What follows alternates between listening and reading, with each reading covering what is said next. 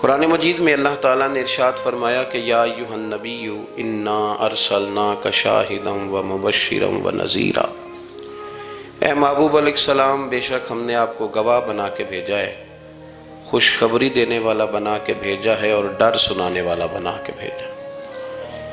پھر فرمایا وَدَاعِيًا إِلَى اللَّهِ بِإِذْنِهِ، اور ہم نے آپ کو اللہ کی طرف دعوت دینے والا بنا کے بھیجا ہے اس کے اذن کے ساتھ، وَسِرَاجًا مُنِيرًا، اور آپ کو چمکتا ہوا آفتاب بنا کے بھیجا ہے۔ دنیا کے اندر انسان میں جو چیز اسے رغبت دیتی ہے، جو اس کو عمل پر ابھارتی ہے، وہ اس کا عقیدہ اور اس کی سوچ ہوتی ہے۔ انسان کے جو افکار ہوتے ہیں نا، جو اس کی سوچیں ہوتی ہیں، وہ اس کے عمل کو مرتب کرتی ہیں۔ انسان کا جس طرح کا نظریہ ہوتا ہے، پھر وہ زندگی میں عمل بھی اسی طرح کے کرتا ہے، لوگوں کے بیچ رہ کے وہ وقت بھی اسی طرح ہی گزارتا ہے۔ قریش مکہ اور حضور سید عالم صلی اللہ تعالیٰ علیہ وسلم سے جو پہلے کے لوگ تھے، ان کے افکار بہت ساری خرابیوں کا شکار ہو گئے تھے، فکری کمزوریاں پیدا ہو گئی تھی، مختلف قسم کی اوہام پرستی کا وہ شکار تھے، توہمات میں الجھ گئے تھے۔ حج کا موقع آیا ہے تو اب انہوں نے قبولیت کا یہ نظریہ گھڑ لیا ہے کہ ننگے ہو کے معاذ اللہ طواف کریں گے بیت اللہ کا۔ قربانی کا موقع آیا ہے تو جانوروں کا خون دیواروں کے ساتھ لگائیں گے خانہ کعبہ کی۔ اور قرآن حکیم ہمیں یہ بھی بتلاتا ہے کہ جب حج کر کے لوٹتے ہیں تو اب دروازوں سے نہیں گزرنا، اب ہم نے کوئی اور رستے پھلانگ کے گھروں میں آنا ہے، اس لیے کہ ہم نیک ہو کے آئیں۔ تو مختلف قسم کی توہمات انہوں نے گڑھ لی تھی، اللہ تبارک و تعالیٰ کی ذات کے بارے میں بھی، انبیاء کرام علیہ السلام کے بارے میں بھی۔ قرآن مجید ہمیں کہتا ہے کہ یہودیوں نے جناب عزیر علیہ السلام کو اللہ کا بیٹا کہا، عیسائیوں نے معاذ اللہ حضرت عیسیٰ علیہ السلام کو اللہ کا بیٹا کہا۔ تو افکار کے اندر جب انسان کے بہت زیادہ خرابیاں آ جاتی ہیں، یعنی ایک آدمی کا ذہن بن گیا نا سارے لوگ چور ہی ہیں، تو پھر کسی سے دوستی کرنا، کسی کے ساتھ چلنا، وقت گزارنا اس کے لیے دشوار ہی نہیں محال بھی ہو جاتا ہے۔ اور اگر انسان محسوس کرنے لگتا ہے نا کہ یار نہیں ایسا نہیں ہے، یہ میرے رسول کریم کی امت ہے، اور حضور علیہ السلام نے فرمایا میری امت کبھی گمراہی پر جمع نہیں ہوگی، تو امت میں خیر ہے، ہمیں خیر کو تلاش کرنا چاہیے۔ پھر انسان آہستہ آہستہ نرم ہونے لگتا ہے، لوگوں کو گنجائش دینے لگتا ہے، اور ان کی باتوں کو، ان کی کمزوریوں پر وہ استدلال کرتا ہے کہ یہاں کمزور پڑ گئے ہوں گے، یہاں یہ مسئلہ ہو گیا ہوگا۔ وہ کسی نے کہا تھا کہ جانے کس عمر میں جائے گی یہ عادت میری، روٹھنا اس سے تو اوروں سے الجھتے پھرنا۔ کئی دفعہ یوں بھی ہوتا ہے۔ تو ہمارے ہاں افکار میں اگر حسن رہے، تازگی رہے، خوبصورتی رہے۔ اب بھی کچھ لوگ ایسے ہیں جو اعتدال کا رستہ چھوڑ جاتے ہیں۔ صوفیاء کی جماعت میں جب سے ملنگوں نے قدم رکھا ہے، اور بہت سارے ایسے لوگ جو کہتے ہیں کہ نہیں تمہیں نہیں پتہ بات معرفت کی ہے، تو ان لوگوں نے بھی خرابی پیدا کر دی۔ پھر اس کا نقصان یہ ہوا کہ کچھ دانشوروں نے، شعراء نے، سیاستدانوں نے معاذ اللہ یہاں تک کہنا شروع کر دیا کہ جو جس کو بھی پکارتا ہے کسی نہ کسی روپ میں اللہ کو ہی پکارتا ہے۔ افکار میلے کر دیے، بھئی اگر جس کو بھی جو پکارا جا رہا تھا تو وہ معاذ اللہ اللہ کو ہی پکارا جا رہا تھا، جس کے سامنے جو جھکتا تھا تو کوئی نہ کوئی اس کے ہاں توحید پائی ہی جاتی تھی، تو پھر اللہ کے رسول بتوں کے خلاف کیوں جہاد کرتے رہے؟ پھر لا الہ الا اللہ کا کیا معنی ہوا؟ تو ایک تو وہ طبقہ آیا، پھر ایک الحاد اور بے دینی کا رویہ کچھ لوگوں نے یہ بھی اختیار کیا کہ معاذ اللہ انہوں نے مسبب الاسباب کی بجائے لوگوں کو اسباب پر زیادہ توکل کرنے کا معاذ اللہ درس دیا۔ دعاؤں سے کام نہیں چلتا، خالی نعروں سے بات نہیں بنتی۔ اس کو یہاں تک لے گئے کہ اگر آج انہیں حضور کا کوئی معجزہ بتایا جائے، کسی کرامت کی بات کی جائے، اللہ تبارک و تعالیٰ کی طرف سے عطا کردہ کسی انہونی ایسی بات میں جس میں خالصتاً قدرت الہی کا دخل ہو، تو ان لوگوں کے لیے ماننا مشکل ہو جاتا ہے، کیونکہ انہوں نے زور ہی اس بات پہ دے دیا ہے۔ تو ان سارے رویوں کے اندر ہمیں پھر پلٹ کر انہی تعلیمات کی طرف توجہ کرنی ہوگی جو مدینے والے محبوب نے ہمیں عطا فرمائی، جو حضور نے عقائد اور نظریات کا حسن ہمیں عطا فرمایا۔ یہ میرا دور گھبرائے ہوئے لوگوں کا دور ہے، परेशान लोगों का दौर है। डिप्रेशन के मरीजों की तादाद 65% तक पहुंच गई है। इस कदर ज़्यादा लोग डरे हुए, पता नहीं क्या होगा। जो गरीब हो गया वो जानता है शायद कभी भी मेरा हाथ नहीं पड़ेगा। जो बीमार हो गया वो समझता है कि शायद कभी तंदुरुस्त नहीं होगा। तो कमज़ोरी आ गई और तेज़ी के साथ आई। टीवी पे बैठे लोगों ने भी कमज़ोर किया। फिर एक तावीज़ धागे वाले थे, उन्होंने भी कह दिया तेनू किसी ने कुछ कीता है। ਉਹ ਬਈ ਕਿਹਨੇ ਕੀਤਾ? ਕਹਿੰਦਾ ਇਹਦਾ ਮੈਨੂੰ ਹੁਕਮ ਹੀ ਨਹੀਂ, ਮੈਨੂੰ ਤੇ शरारत ਦਾ ਹੁਕਮ ਸੀ, ਉਹ मैं कर ਛੜੀ। तेनू किसी ने कुछ, अब तू सोचता रह, जितने तेरे दुश्मन हैं तो उनकी लिस्ट बना ले। तो शरारतें हुई, लोग कमज़ोर हुए, अफकार के अंदर कमज़ोरी आई। रसूल करीम सल्लल्लाहु अलैहि वसल्लम लोगों को ताकतवर करते, तवक्कुल का दरस देते, तौहीद बारी ताला के सुथरे जज्बे हुजूर अपने गुलामों को अता फरमाते। उनकी फिक्री हुजूर तरबियत फरमाते। फिक्री अल्लाह के रसूल सल्लल्लाहु अलैहि वसल्लम गारे सौर में मौजूद हैं, साथ सैयदना सिद्दीक़ अकबर रज़ी अल्लाह ताला अन्हु। कुफ़ार जो गिरफ्तार करने वाले थे, पीछे लगे हुए थे, वो गारे सौर के दरवाजे तक आ गए। जिस तरह डॉक्टर बोल देता है, वो कह देता है कि अब जनाब मुश्किल है, अगले हफ्ते आप चले जाएंगे। तो वो जो कमज़ोर लोग हैं उन्होंने अगले हफ्ते क्या जाना होता है, वो जब डॉक्टर बताता है उसी वक्त ही फौत हो जाते हैं। वो कहते हैं अगला हफ्ता तो लेट है, उसी वक्त ही समेट लेते हैं सामान सफ़र। और कुछ लोग ऐसे थे, डॉक्टर ने कहा कि जनाब आप की रिपोर्ट्स बताती हैं कि आप बहुत जल्दी चले जाएंगे। तो उन्होंने कहा जनाब आप जो कह रहे हैं अपने इल्म के मुताबिक कह रहे हैं, पर होना तो वो है जो मेरा रब करीम चाहेगा। ये वो जज्बात हैं जो हमें रसूल करीम अलैहिस्सलाम ने अता फरमाए। देखो हज़रत अबू बकर सिद्दीक़ रज़ी अल्लाह ताला अन्हु के साथ हुजूर गारे सौर में मौजूद है। कुफ़ार जो गिरफ्तार करने वाले हैं वो दरवाजे तक आ गए, बिल्कुल दरवाजे तक। जनाब सिद्दीक़ अकबर रज़ी अल्लाह ताला अन्हु उनको देखकर थोड़ा सा घबराए, अपने लिए नहीं, ज़ाते मुस्तफ़ा के लिए घबराए, कहीं हुजूर को कोई तकलीफ ना पहुंच जाए। थोड़ा घबराए, या रसूलल्लाह वो तो करीब आ गए, और अगर उन्होंने पैरों की जानिब झुक कर देखा तो हमें देख लेंगे। बिल्कुल सराहने पहुंच गए, ये आ गए, खड़े हो गए, और दरमियान में पर्दा क्या है? मकड़ी का जाला। और मकड़ी का जाला फूंक से भी उड़ जाता है, तो मकड़ी का जाला बीच में। हुजूर वो तो पहुंच गए, जरा झुक करके देखेंगे तो वो तो हमें पकड़ लेंगे। अब ये वक्त तरबियत है, और वो तरबियत जो महबूब ने अपने उस अजीम सहाबी की फरमाई, उस तरबियत को मेरे रब करीम ने कुरान मजीद में बयान फरमाया। हुजूर फरमाते हैं, रब फरमाता है कि फरमाया महबूब ने, फरमाया ला तहज़न, अबू बकर घबराना। ये एक मौका होता है जब इंसान को घेर लेती हैं मुश्किलात चारों जानिब से, और जो भी आता है वो उसे मायूस ही करता है। लेकिन हालात के सहमे हुए लोगों को बता दो, हालात बदल जाते हैं, एक जैसे नहीं रहते। कहा ला तहज़न, अबू बकर घबराना। क्यों?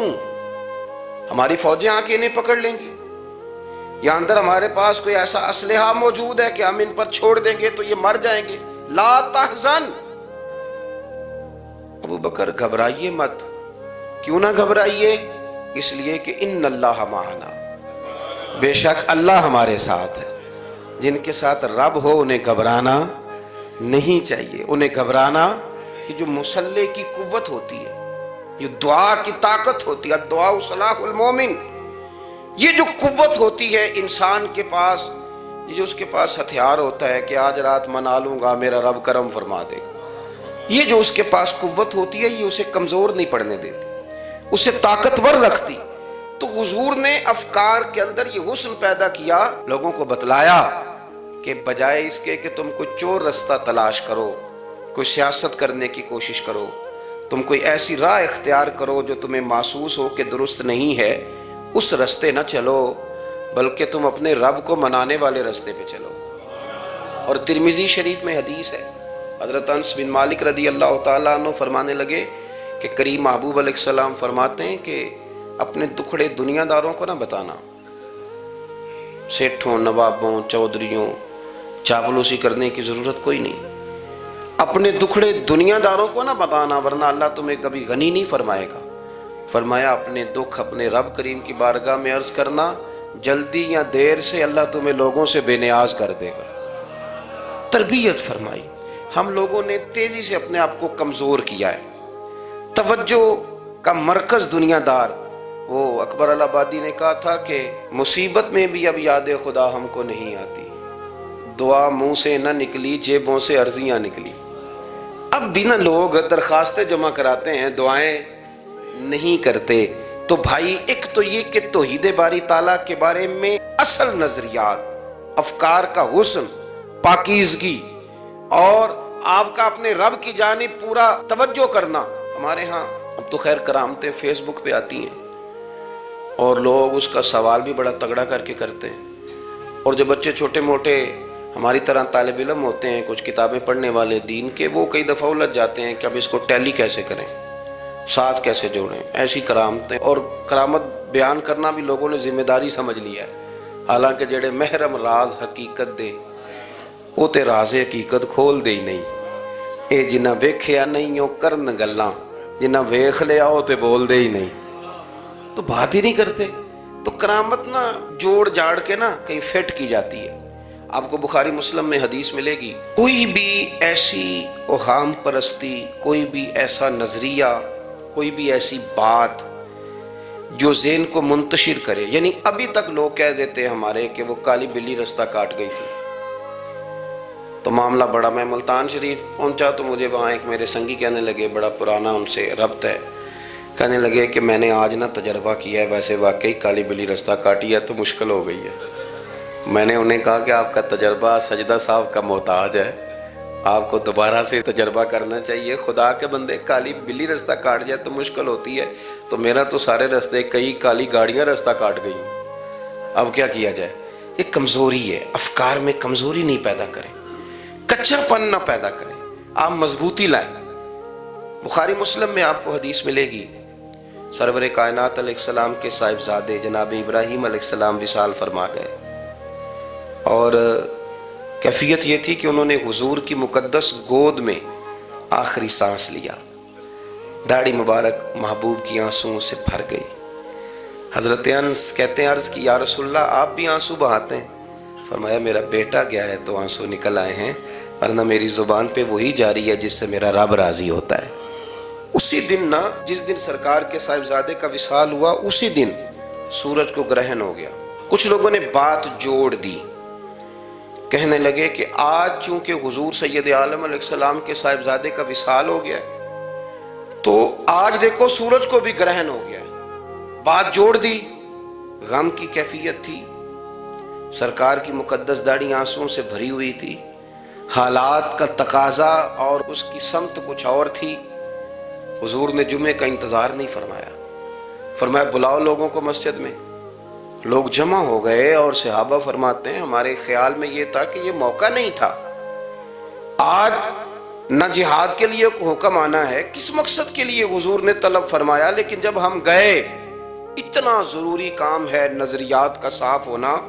اللہ کے محبوب نے لوگوں کو اسی دن بلا کے فرمایا لوگوں سنو، سورج اور چاند کو جب گرہن لگے تو استغفار پڑھا کرو، تسبیحات کیا کرو، نوافل ادا کیا کرو، اللہ کے حضور حاضر ہوا کرو۔ فرمایا یہ سورج اور چاند کو جب گرہن لگے تو یہ اللہ کی نشانیوں میں سے نشانی ہوتا ہے، کسی بندے کے دنیا سے جانے کا اس کے ساتھ کوئی تعلق نہیں۔ تم نے اپنے ذہن کو ٹھیک رکھنا، افکار کو ٹھیک رکھنا، کسی بھی قسم کی تم نے اوہام پرستی کا شکار نہیں۔ مضبوط رہیں، مضبوط رہیں، اٹھ باندھ کمر کیوں ڈرتا ہے، پھر دیکھ خدا کیا کرتا ہے۔ آپ مضبوط رہیں، جب مضبوط رہیں گے تو انشاءاللہ توانائی اللہ کی طرف سے عطا کر دی جائے۔ دوسری بات، نبی پاک صلی اللہ تعالیٰ علیہ وسلم نے نا تمام انبیاء کرام علیہ السلام کے بارے میں لوگوں کے ذہنوں کی اصلاح کی۔ آپ کبھی قرآن حکیم کا مطالعہ فرمائیں، احادیث مبارکہ کو پڑھیں تو میرے محبوب کریم کی شان یہ ہے کہ حضور نا انبیاء کی شانیں بیان کرتے ہیں۔ حضرت موسیٰ کلیم اللہ ہیں، کس نے ہمیں بتایا؟ قرآن و حدیث نے بتایا۔ شانیں بیان کی نبیوں کی، عظمتیں بیان کی۔ حضرت ابراہیم خلیل اللہ ہیں، یہ ہمیں قرآن نے بتایا، حضور نے بتایا، لیکن ساتھ ہمیں یہ بھی بتایا کہ ہیں یہ اللہ کے بندے، ہیں یہ اللہ کے رسول۔ نبی پاک صلی اللہ تعالیٰ علیہ وسلم نے افکار اور نظریات انبیاء کے بارے میں لوگوں کے درست فرمائے۔ مجموع الزوائد میں حضرت مولا علی شیر خدا رضی اللہ تعالیٰ عنہ کی حدیث مروی ہے، ایک بدو آ گیا حضور کی بارگاہ میں کچھ مانگنے کے لیے۔ مولا کائنات رضی اللہ تعالیٰ عنہ فرماتے ہیں سرکار جب کسی بات کا جواب نہ دینا چاہتے تھے تو خاموش ہو جاتے تھے، کچھ دیر خاموش رہتے تھے، اور حضور کا خاموش رہنا بھی ہمارے محدثین نے محفوظ کیا ہے۔ اقسام حدیث میں سے ایک حدیث ہے جسے حدیث تقریری کہا جاتا ہے، وہ حدیث ہے جس میں حضور خاموش رہے، کوئی کام کیا گیا تو سرکار خاموش رہے۔ حضرت مولا علی کہتے ہیں حضور نہ خاموش ہو گئے، لیکن چونکہ دیہاتی تھا، سادہ تھا، اس نے جب بار بار گفتگو چھیڑنا چاہی تو پھر حضور نے فرمایا چل پھر مانگ لے کیا مانگتا ہے، مانگ لے پھر کیا مانگتا ہے، کر سوال۔ دیہاتی تھا، سادہ آدمی تھا۔ مولا کائنات فرماتے ہیں ہمیں یوں لگا کہ اب نہ یہ آخرت اپنی سوار جائے گا، جنت کا سوال کرے گا، لیکن بڑا ہی سادہ تھا۔ مانگنے پہ بھی آیا تو کیا مانگا، کہنے لگا یا رسول اللہ صلی اللہ علیہ وسلم میں نے سفر کرنا ہے، مجھے ایک اونٹنی عطا کر دیتے۔ حضرت سلطان باہو سے کسی نے کہا کہ بڑے لوگ مرید ہوتے ہیں، تو فرمانے لگے رابطہ طالب کوئی نہیں ملیا، جو ملیا طالب زرد آؤ۔ تو بہت سارے لوگ ایسے آتے ہیں جو کامل شیخ کے پاس بھی آ کے کہتے ہیں دکان کوئی نہیں چلتی، یہ تو کسی سیٹ سے مشورہ کر لیتے، کاروبار چلانے کا آپ کو ڈھنگ بتا دیتا۔ یہ یہاں آ کے بھی آپ نے یہی سوال کیا، یہاں پہنچ کے بھی یہی سوال۔ تو نبی پاک صلی اللہ تعالیٰ علیہ وسلم سے کہنے لگا ایک اونٹ دے دیں آنے جانے کے لیے۔ حضرت علی کہتے ہیں ہمیں بڑا افسوس ہوا، یار تو آیا کہاں پہ ہے اور تو مانگ کیا رہا ہے، تو بارگاہ دیکھ اور اپنا سوال دیکھ، تو کہاں کھڑا ہے، کیا مانگ رہا ہے۔ حضور مسکرائے اور مسکرا کر کے فرمایا کہ اونٹ تجھے دیا، چل کچھ اور بھی مانگ لے۔ حضرت علی کہتے ہیں ہم نے کہا اب جنت مانگے گا یہ حضور سے، تو بڑا ہی بھولا تھا، کہنے لگا جی اگر آپ کچھ اور بھی دینا چاہتے ہیں تو اونٹ پہ ڈالنے کے لیے کجاوا بھی دے دیں۔ تو حضرت مولا علی شیر خدا فرماتے ہیں ہمیں پھر بڑا افسوس ہوا کہ یار دیکھو اتنا چانس ملا ہے پھر کھو دیا ہے۔ رسول کریم علیہ السلام بھی مسکرائے، اور سرور کائنات کی جو مسکراہٹ ہوتی تھی وہ نہ خوشیاں تقسیم کرتی تھی۔ اعلیٰ حضرت رحمت اللہ علیہ فرماتے ہیں جس کی تسکین سے روتے ہوئے ہنس پڑے، جس کی تسکین سے روتے۔ اب یہاں سوال پیدا ہوتا تھا کہ پھر اس مسکراہٹ کے لیے تو انتظار کرنا پڑتا ہوگا کہ حضور مسکرائیں تو روتے ہوئے ہنسیں، تو اگلا شعر بھی ہے اور جواب بھی ہے۔ فرمانے لگے جس کی تسکین سے روتے ہوئے ہنس پڑیں، اس تبسم کی عادت پہ لاکھوں سلام۔ یہ تو عادت ہے حضور کی، یہ تو عادت ہے مسکراتے رہنا۔ تو حضور بھی زیر لب مسکرائے۔ تیسری دفعہ میرے کریم نے پھر فرمایا چل مانگ لے کچھ، تجھے ایک چانس اور دیتے ہیں۔ پر مولا کائنات فرماتے ہیں بڑا ہی بھولا تھا، تیسرا چانس ملا، گویا گولڈن چانس ملا، لیکن پھر بھی وہیں کا وہیں رہ گیا۔ کہنے لگا ٹھیک ہے اگر آپ کچھ اور بھی دینا چاہتے ہیں تو میرا سفر لمبا آنے جانے کا خرچہ بھی دے دیں۔ اللہ اکبر۔ اب حضور عقائد کی بابت بتانے لگے کہ رسالت کے بارے میں، محبوب کے بارے میں عقیدہ کیسا ہونا چاہیے۔ تو حضور علیہ السلام فرمانے لگے تجھ سے تو وہ بنی اسرائیل کی بڑھیا ہی اچھی تھی۔ یا رسول اللہ صلی اللہ علیہ وسلم کون سی؟ تو حضور فرمانے لگے جناب موسیٰ علیہ السلام کو حکم ہوا ہجرت کریں، تو آپ جانے لگے، تو پھر ارشاد خداوندی ہوا کہ جہاں حضرت یوسف علیہ السلام مدفون ہے، آپ کا مزار پر انوار ہے، اگر آپ کو جانا ہے تو پھر ان کے تابوت کو بھی آپ نکال کر کے ساتھ لے جائیں۔ حضرت سیدنا موسیٰ علیہ السلام نے لوگوں سے پوچھا تمہیں پتہ ہے جناب یوسف کا مزار کہاں ہے؟ کسی کو نہیں پتا، ایک بوڑھی اماں ہے ضعیف العمر، اس کو خبر ہے۔ حضرت موسیٰ علیہ السلام نے اس سے کہا اماں تو بتائے گی کہ حضرت یوسف کا مزار کہاں ہے؟ تو کہنے لگی بتاؤں گی پر مفت نہیں بتاؤں گی۔ یہ حضور بیان کر رہے ہیں، بتاؤں گی پر فری میں نہیں بتاؤں گی، میں نا مفت تھوڑی بتاؤں گی۔ فرمایا چل تو اپنی قیمت بتا بتانے کی۔ تو کہنے لگی میں اس شرط پہ جناب یوسف کے مزار کا پتہ بتاؤں گی کہ آپ مجھے جنت میں وہ والا گھر دیں گے جس کے پڑوسی جناب موسیٰ علیہ السلام ہو۔ آپ کے پڑوس میں گھر چاہیے، تجھ سے تجھی کو مانگ کے میں نے مانگ لی ساری کائنات. وہ والا مکان چاہیے جس کے پڑوسی آپ ہوں. تو حضرت موسیٰ کلیم فرمانے لگے اماں چل جنت مانگ, تو نبیوں کے قریب مکان مانگ رہی ہے, وہ تو بڑا اونچا درجہ ہوگا, تو بڑی دور پہنچ گئی, اتنی بڑی سوسائٹی میں پلاٹ مانگ لیے, وہاں پہنچ گئی.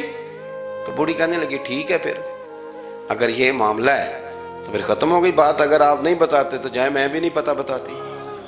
یا وہ اڑ گئی, ٹھہر گئی, اور اڑی بھی کس طرح, یہ بھی میرے اللہ کی توفیق. میری طلب بھی تو تیرے کرم کا صدقہ ہے, میری طلب بھی تو تیرے کرم کا صدقہ ہے. یہ پاؤں اٹھتے نہیں بلکہ یہ اٹھائے جاتے ہیں. تو وہ کہنے لگی میں نہیں پھر بتاتی, آپ کسی اور سے پوچھ لیں. جناب موسیٰ خاموش ہوئے تو ارشاد خدا بندی ہوا, کلیم اپنے پڑوس میں مکان دینے کا وعدہ آپ کر لیں اور مکان انہیں میں عطا کر دوں گا. تو حضور سید عالم صلی اللہ تعالی علیہ وسلم نے اس بدو کی موجودگی میں تربیت فرمائی صحابہ کی. یہ چیزیں بھی حضور نے عطا فرمائی. لیکن جب تمہیں کہا جائے مانگو تو پھر یہ کریم رسول کا دروازہ ہے. مانگیں گے مانگے جائیں گے اور منہ مانگی پائیں گے. سرکار میں نہ لا ہے نہ حاجت اگر کی. تو افکار کا حسن, نظریات کی پاکیزگی. ہمارے ہاں نا آج کل جو ہمیں لیکچر دیے جاتے ہیں نا, بالخصوص جو طلباء سائنس پڑھتے ہیں, تو وہ جب سوالات اٹھاتے ہیں تو اس میں کچھ ایسی چیزیں بھی آتی ہیں. یہ ابھی کورونا کے حالات جب پچھلے دنوں چل رہے تھے تو اس وقت 2-3 قسم کے لوگ ہوئے. ایک تو وہ ہوتے ہیں جو بالکل نہیں ڈرتے, کہتے ہیں چھوڑو جو ہوگا دیکھا جائے گا. اور ایک وہ ہوتے ہیں جو اتنا ڈرتے ہیں کہ بیچارے اپنے سائے سے بھی ڈرنے لگ جاتے ہیں. تو یہ دونوں باتیں جو ہیں یہ درست نہیں ہیں. درست کیا ہے کہ آپ احتیاط بھی کریں گے پر بھروسہ اپنے رب کریم کی ذات پر کریں گے, بھروسہ اللہ. تو لوگوں کو ڈرایا جاتا ہے اور جو خوف پھیلایا جاتا ہے ہمارے ہاں وہ بڑا عجیب قسم کا انداز ہے. قبر کو کھڑکی کوئی نہیں ہوتی, دروازہ کوئی نہیں ہوتا, آکسیجن کیسے جائے گی. یا آپ کبھی ٹویٹر پر مختلف بڑے لوگوں کے پیغامات دیکھیں تو موت کے بارے میں جب وہ چیزیں شیئر کرتے ہیں تو عجیب سا رنگ اس کا محسوس ہوتا ہے کہ اللہ جانے یہ بیچارہ کہاں کھڑا ہو گیا ہے. اور خوف, اور لوگ اس کا ذہن بنا کے ڈرتے ہیں. ڈرنا چاہیے, ضرور ڈرنا چاہیے, لیکن ایک بات یاد رکھیں, حضرت مولا علی فرمایا کرتے تھے کہ ڈرنا تو اپنے اعمال سے چاہیے اور ان کو درست کرنا چاہیے. ڈرنا تو اس چیز سے چاہیے کہ کیا ہم نے وہ رستہ اختیار کیا ہے جو قبر کو بالکل تنگ کر دے گا, جو جہنم کے گڑھوں میں سے گڑھا بنا دے گا. اگر وہ رستہ ہے اور اس پر آپ چلے ہوئے ہیں, آپ سخت ہو گئے ہیں, آپ نے سوچنا چھوڑ دیا ہے, آپ نے حقوق العباد کے معاملے کو ترک کر دیا ہے, آپ اپنی طبیعت کے لحاظ سے لوگوں کو ستانا مشغلہ بنا بیٹھے, آپ حلال حرام کی تمیز چھوڑ گئے, نگاہوں کی صفائی سے لے کر رزق حلال کو پیٹ میں لے جانے تک اگر غیر محتاط ہو گئے تو پھر تو خوف کھائیں. لیکن یہاں ان نظریات کی بابت جو حضور نے ہماری تربیت فرمائی, تو حضور نے ہمیں یہ نہیں فرمایا کہ میرا مومن ہو تو تم اسے کھڈے میں چھوڑ آؤ گے, ہو زندگی تقوی اور محتاط رہ کر گزارنے والا اور تم اسے کھڈے میں چھوڑ آؤ, یہ نہیں ہے. بلکہ فرمایا جو میرے مومن کی قبر ہوتی ہے روضۃ من ریاض الجنہ, وہ تم اسے نہ کھڈے میں نہیں چھوڑ کے آئے, باغ میں چھوڑ کے آئے ہو. آپ باغ کا تصور کریں پھر قبر کو سوچیں. نہیں, باغ میں چھوڑ کے, اور باغ بھی معمولی نہیں, جنت کے باغوں میں سے باغ, جنت کی کیاریوں میں سے, روضۃ من ریاض الجنہ. اب ذرا اس اینگل سے آپ اپنی قبر کو سوچیں, اس رویے کے ساتھ کہ اگر قبر آپ کی جنت کا باغ ہے تو باغ میں جاتے بندہ ڈرتا تو نہیں, اور باغ اتنا حسین ہے کہ جس میں پہلی آنکھ کھلے گی تو پہلی نظر اٹھے گی تو مدینے والے محبوب کا چہرہ نور نظر آئے گا.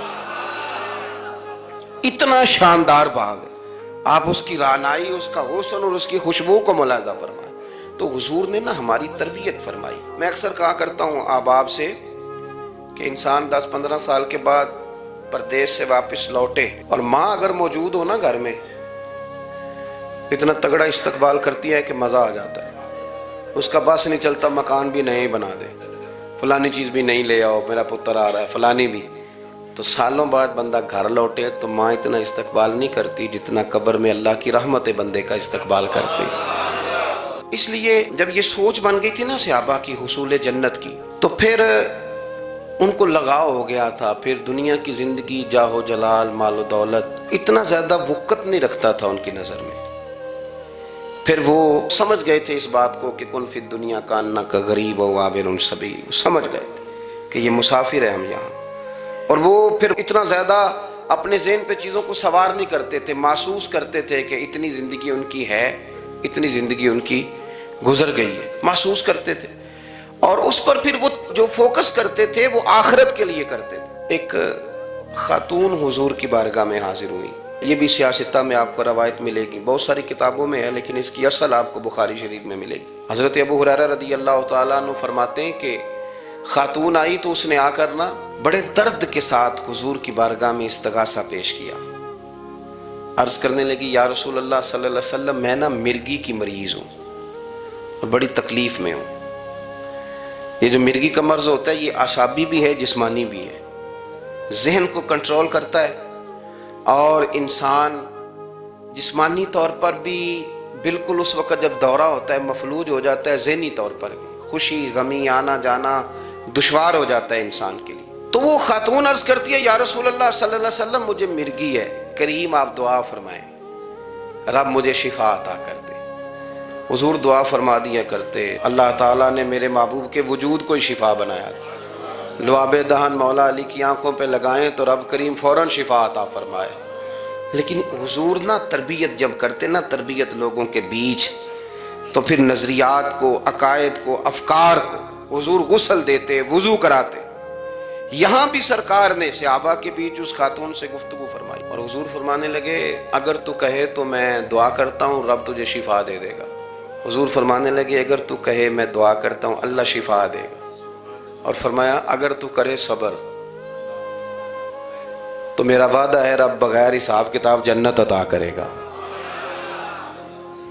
اب یہ سوچ ہے، یعنی ہمیں جب چانس ملتا ہے دنیا اور آخرت میں چیزوں کو عکس کرنے کا تو آپ نظر دوڑا لیں دائیں بائیں کہ لوگوں نے توجہات کہاں اپنی مرکوز کی ہوئی۔ حضور نے فرمایا اگر تو کہے تو رب کریم ہے وہ شفا دے گا، میں دعا کروں گا، اور اگر تو صبر کرے، مانا کیا کہ اگر تو مرگی کے ساتھ ہی گزارا کرے، اس کے ساتھ ہی وقت بتائے تو پھر رب تجھے جنت دے گا۔ یہ سمجھ لیں بات، اس پر غور کریں۔ وہ جو بیماری کو رحمت کہا گیا تو یہاں اس کا عملی مظاہرہ ہونے جا رہا ہے۔ حضور فرمانے لگے گر تو صبر کرے تو رب جنت دے گا۔ صحابہ کہتے ہیں اس بوڑھی نے ایک منٹ نہیں لگایا سوچنے کے لیے، فوراً عرض کرنے لگی، گویا عرض کرتی ہے حضور تھوڑی سی تو زندگی ہے، میں مرگی کے ساتھ ہی گزارا کر لوں گی، آپ دعا کریں رب مجھے جنت عطا کر دے، ہاں میرے لیے جنت کی دعا کر دیں۔ تو صحابہ فرماتے ہیں حضور نے دعا کر دی، گویا وعدہ ہو گیا جنت کا۔ وہ عرض کرتی ہے یا رسول اللہ صلی اللہ علیہ وسلم، جب مرگی ہوتی ہے تو میرے وجود سے کپڑا ہٹ جاتا ہے، ستر کا مسئلہ بنتا ہے، اس کے لیے آپ ضرور اللہ کے حضور عرض کریں۔ تو سرکار نے دعا کر دی۔ صحابہ فرماتے ہیں کہ وہ دیر تک موجود رہیں، دیر تک، حضرت عثمان غنی کے زمانہ مبارکہ تک وہ بوڑھی موجود رہیں۔ جب بھی انہیں مرگی ہوتی تھی کپڑا اپنی جگہ پہ موجود رہتا تھا، اور جب ہم سے کوئی کسی جنتی کو دیکھنے کا سوال کرتا تھا تو ہم کہتے تھے اس بوڑھی کو دیکھ لو، اسے دنیا میں ہی حضور نے جنت کی بشارت عطا فرما۔ تو جو سمجھنے کی بات ہے وہ یہ ہے توحید، رسالت، قبر، حشر، اس کے بارے میں اپنے نظریات کو صاف ستھرا رکھیں۔ وقت تیزی سے بیت رہا ہے، وقت جو اپنی اس کی سپیڈ ہے اس کے ساتھ وہ گزر رہا، قریب ہوتے جا رہے ہیں لوگ قبر کے، آخرت کے۔ کرنے کا کام یہ ہے کہ ہمارے نظریات وہ ہوں جو ہمیں رسول کریم نے عطا فرمائے۔ حضرت فاروق اعظم رضی اللہ تعالیٰ عنہ جیسے دلیر آدمی حضور کے مقدس وجود پر موٹے بان کی چارپائی کے نشان دے کے جب روئے ہیں تو حضور نے وہاں بھی تربیت فرمائی ہے۔ فرمایا عمر کیا تم پسند نہیں کرتے کہ اللہ آخرت کی ساری شانیں ہمیں ہی عطا کرے، اور دنیا میں ہم تھوڑی سی مشکل دیکھ لیں تو ان چیزوں کو ہم نے سمجھنا ہے۔